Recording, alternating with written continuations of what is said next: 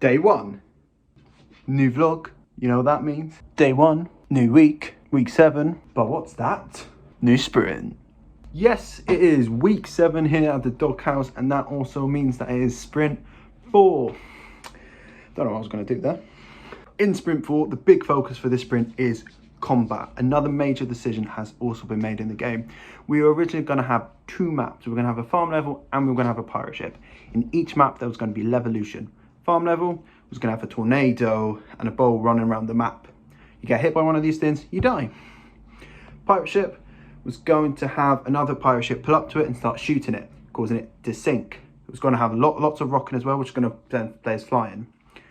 What we've decided that until Christmas we're going to focus on only the farm level, because when we've been presenting the game we've realised that the levolution is a major key selling point, so we really want to get that right. So we're going to focus on one map, get that right, and then move on to another one, hopefully if we have time.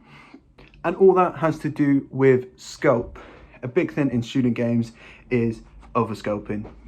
I've had it in my first year game, I've had it in my second year game, and that's something which we are trying very hard against in our third year game. Students coming to university, they're like, I like playing games. I like playing games. I want to make games I like playing. It doesn't work like that. You know, you've got absolutely no industry experience, you've got no really much experience at all until you basically leave here in 3 years' time. And lecturers say to you, make a smaller game. But no one listens. Everyone, well, no, that's a lie. Some people listen, and those are the people who go on to make good games. Other people, like myself in previous years, are like, I'm gonna make a big game. It all goes down. So that's a big thing about student games, make them small. And that's what we're doing this year. That's about it actually for today. I know there hasn't been a lot of like updates or information. That's because today has been a lot of decision making, a lot of reviewing of like, how are we going? Because we're now halfway through the term. We have to decide, we have to look at like, how are we doing? We've got to up it up now. We're not up it up, down it a bit, make it more manageable for the team and for development. So hopefully tomorrow I'll have some more progress that I can hopefully show you. And yeah, see you tomorrow. Day 2. Well, people don't see it, it's just me stood here recording for like 10 minutes at a time, just trying to remember what happened today.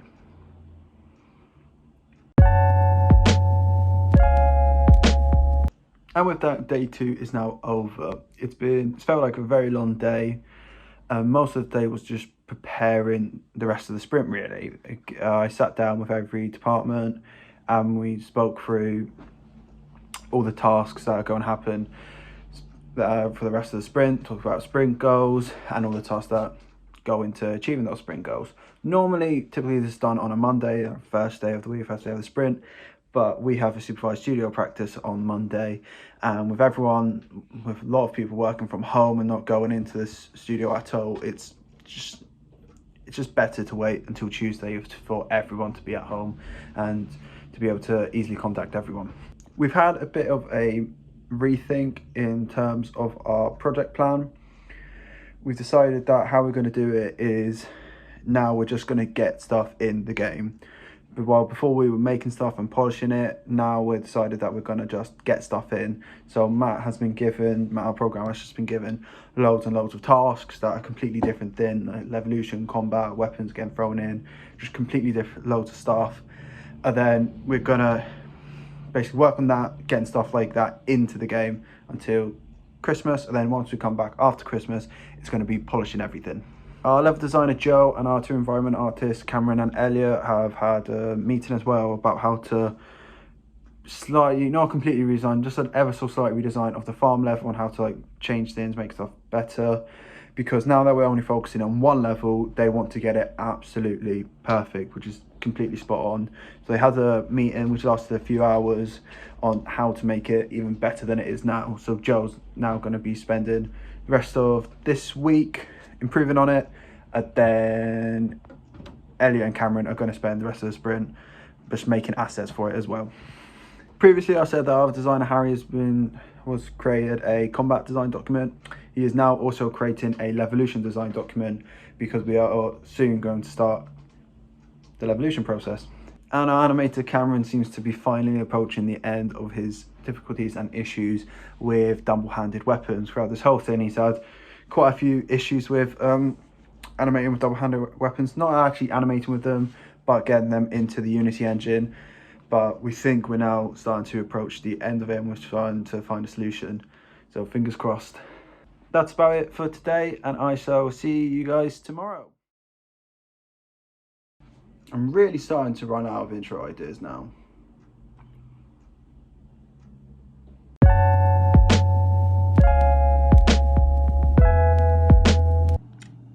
I don't have any internet.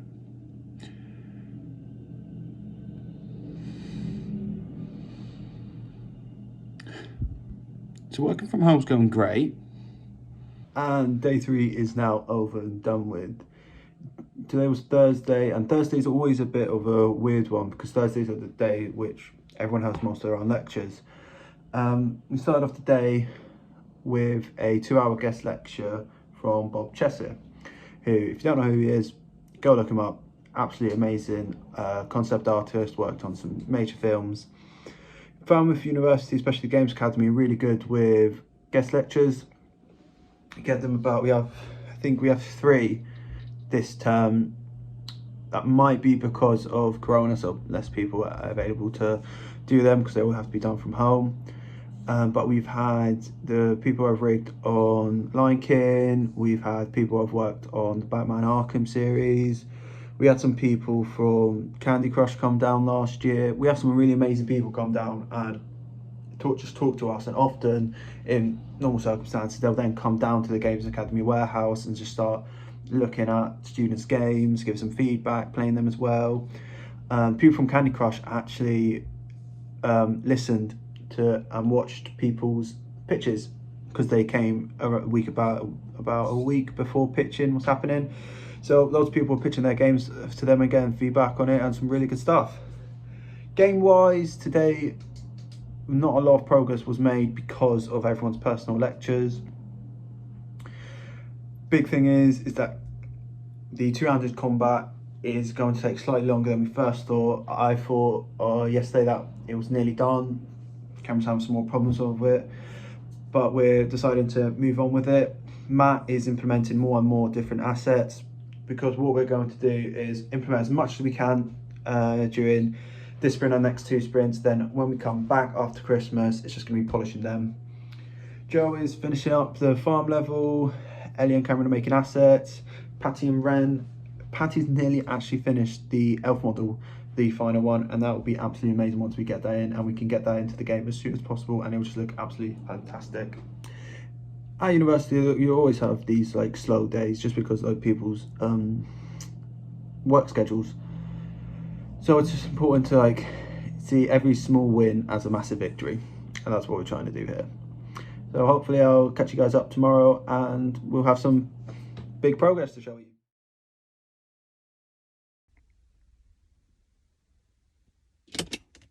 Day 4.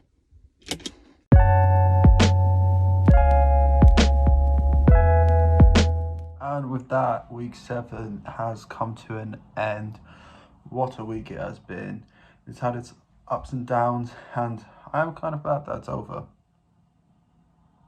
What are you talking?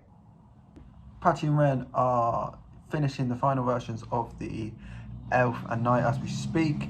Cameron and Elliot have been busy creating some more assets for the farm level. Joe has been placing them all around in the farm level. Harry has been trying to learn and understand how the Puppet Master plugin works, and he's created a roadmap, not a roadmap, a mind map of how the combat is actually going to work in game. He created that with Cameron, our animator, and Matt, our programmer.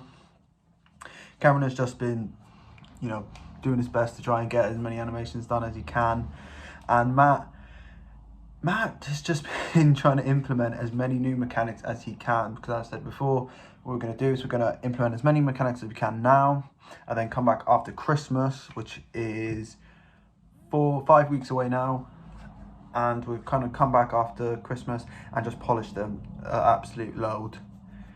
Next week's going to be more implementing new mechanics, Might try and start thinking about different game modes so that we don't have just one, but it's going to be implementing new mechanics, implementing the new characters, finalising that farm level, and start making some great improvements on the Levolution, seeing that that is one of our key selling points for the game.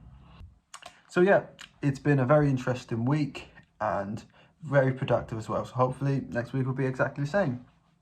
See ya.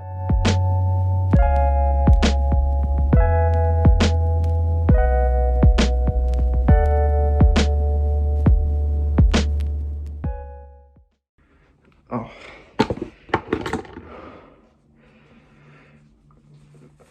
Oh. I feel like I've been birthed again.